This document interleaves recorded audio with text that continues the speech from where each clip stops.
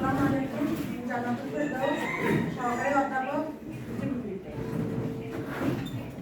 এই সাইদা তুমি না তো ওই যে সরকারি শিক্ষিকা আমি মোহাম্মদ ইনামুল কবির, তাফসীর প্রভাষক, বাড়ি বাগেরহাট। ওই যে আলেম আসসালামু আলাইকুম। আমি মোহাম্মদ মোতালেব হোসাইন, প্রভাষক আরবি, বাড়ি লালমাই, কুমিল্লা। আসসালামু আলাইকুম। আমি মোহাম্মদ তাফাজ্জল হোসাইন, প্রভাষক, ইসলামিক ইতিহাস ও সংস্কৃতি, উপজেলায়। আসসালামু আলাইকুম রহমতুল্লাহ। আমি মোহাম্মদ তাজুল ইসলাম, চাঁদপুর, শাহরাস্তি। আসসালামু আলাইকুম। আমি মোহাম্মদ মঞ্জু মিয়া, প্রভাষক তাফসীর, বাড়ি সিলেট।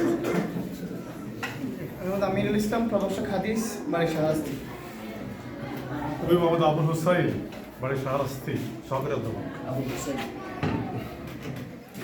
আমি মোহাম্মদ তৈবুল ইসলাম, উপাধ্যক্ষ বুলদি কাউন্টার, আমার ডিস্ট্রিক্ট শাহরাস্তি থানাতে। আসসালামু আলাইকুম। আমি মোহাম্মদ মুকসুদুর রহমান, প্রভাষক আব্দুল বিভাগ আরবি।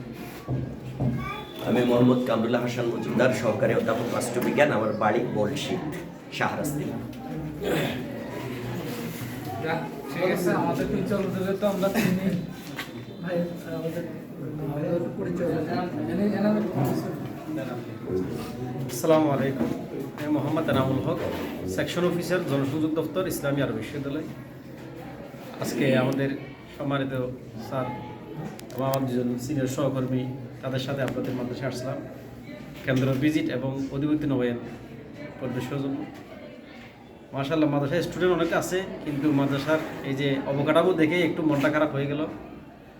আপনাদের সকলের প্রচেষ্টা এবং স্থানীয় সকলের আন্তরিকতার আন্তরিকতার মাধ্যমে এই মাদ্রাসা অবকাঠামো উন্নয়ন করা সম্ভব হবে।